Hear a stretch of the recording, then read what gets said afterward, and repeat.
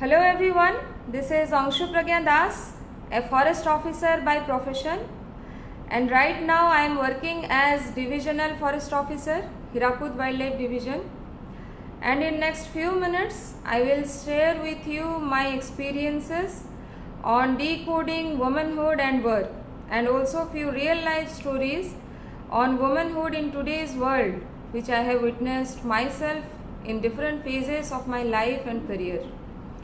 I have come from a family which has always emphasized moral values. My mother is a retired government servant and father is a retired professor. He used to teach in college, and as a child I have spent more time with books than toys. Since my school days, me, my younger sister and brother, we three of us always used to be either engaged in studies or helping parents in finishing household chores. Never I have seen gender biasness. Only if I have known something, its gender roles in a family or society as a whole. Let us now think about how the universe functions and how our planet came to existence. Billions of years ago, when God created Mother Nature, He brought two beautiful and intelligent creatures to earth, that is woman and man. Of course, with different responsibilities and division of work. In ancient days, man and woman both were hunters. Women, beside hunting, were gatherers too. Also used to support the family as procreator and caregivers. We have lots of evidence in history, women hunting and even leading troops in battlefield. Whenever I go through evolution, I see it through the eyes of a forest officer. In jungles, the leader of elephant group is mostly a female. Now our mind questions why it is so. It's because a female can sense the needs and requirements of other members in the herd. Even a female tigress has its own well-marked territory, and most of the female wild animals rear their child and ensure their survival alone, without the male counterpart close by. But the male, from near or far, provides support and sense of security to the family. Both male and female share their part of social responsibility on earth, may it be society or a jungle. But somewhere I really believe in a corner of my heart that most of the time the last man standing is a woman. There is a very old proverb, tiger lives 9 lives, means it can survive even the worst of its time. I strongly believe women are the same. It goes without saying that since years together we have shared the legacy of courage, determination and resilience, and gender roles are well defined in every sphere. No doubt they are different but are inseparable entities. I will share with you some glaring leadership stories from remote forest fringe villages of Orissa. Since ages there is an empirical connection between woman and nature. What we call it today is ecofeminism.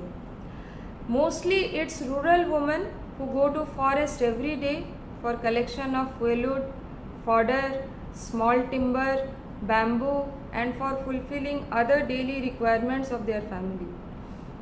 I have seen these women being very content, confident, happy, and a feeling of completeness in them. Whenever we approach them with work, they come out very strong as a team for benefiting their community. They always choose the right whenever they are on crossroads. Just I will cite few examples from my work field. Few kilometers from Sambalpur, there is a popular wildlife area, Debrigarh Wildlife Sanctuary. Last year, one full village named Dhodrokusum, just bordering the sanctuary, have named their village Green Village with community members mostly women community members taking the lead, and all villagers coming together have promised for use of toilets in their household instead of using their backyard forest for that purpose. All are using fuel efficient chulhas now or other fuel sources instead of bringing firewood from the wildlife sanctuary. And to maintain the landscape free from plastic, which is very important nowadays, all have started using dustbins by their own. When the community maintained cleanliness in the periphery areas of sanctuary, which is home to many wild animals, we found many animals coming out of the forest and moving freely on these grasslands and fields nearby the village. This transformation was possible because the lady members of that village willingly from their side agreed to motivate their own family members for accepting this change. Whether it is a man or woman, life is full of opportunities for all, and there is always a scope to improve. Taking risks, accepting challenges, and working as leaders, many women in Orissa have created several success stories. Another small example I would cite to connect and my experience how visionary women could be on this planet. Inside Debrigad Sanctuary, since ages, 4 villages were residing with roughly around 400 families.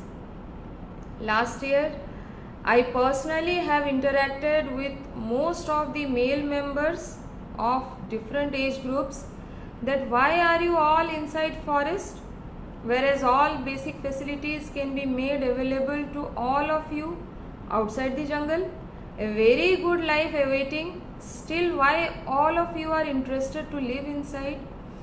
And it is very surprising reply of one of the members just touched me also, that they have many things with them inside forest which outside people don't have. Any guesses what they would have mentioned? In their words I would narrate, it will be giving justice to their feelings actually. They clearly told in a group, we all have clean air, pure water, and an environment which is free from all kinds of pollution and less conflicts of the outer world. Even for a moment I answered myself, yes, they are right. But wildlife habitats are small pockets which are living place for wild animals, and to reduce human-animal conflicts, relocating villages to outside sanctuary is essential, and it is a win-win situation for both human beings and wildlife. Under these circumstances, when I discussed with the women family members, their vision was bit different from that of the men of their families. Why would they stay inside a jungle where there are no basic facilities for health, communication, electricity, education, nothing is available for them? Forest all around, that is good in a sense, also bad in a sense that at 6 p.m. everybody enters their house and children are not allowed outside because wild animals are moving out. I found women being more conscious about health of the old aged persons, and most important for them was better life for their future generation, better education and healthcare facilities for their children which they have themselves could not receive. Just to discuss with the children, I also visited the school and casually I asked them, do all of you want to come out of the forest? You have a big field here, and at night you hear a lot of calls, and it is the place where you are born. Do you people really want to come out of the forest? And all the children happily answered yes, and it was a yes together answered by all of them. Not only this, the women in the villages inside the jungle want to earn, and take financial responsibility of their families equally. Though they are deeply connected with the forest where they have lived for decades together, they want to accept change fearlessly for a better future. And today, because of their voluntary decision, we could shift and relocate all the 4 villages, and now they have been resettled outside sanctuary with all facilities at their doors. Still, they are happily connected to each other and nature as they were earlier. It was all possible for their will to move ahead in life. Another small example down my memory lane. Long back in 2016, when I was working at Satkosia Tiger Reserve, there is a very small village at the heart of the Tiger Reserve, just adjoining River Mahanadi.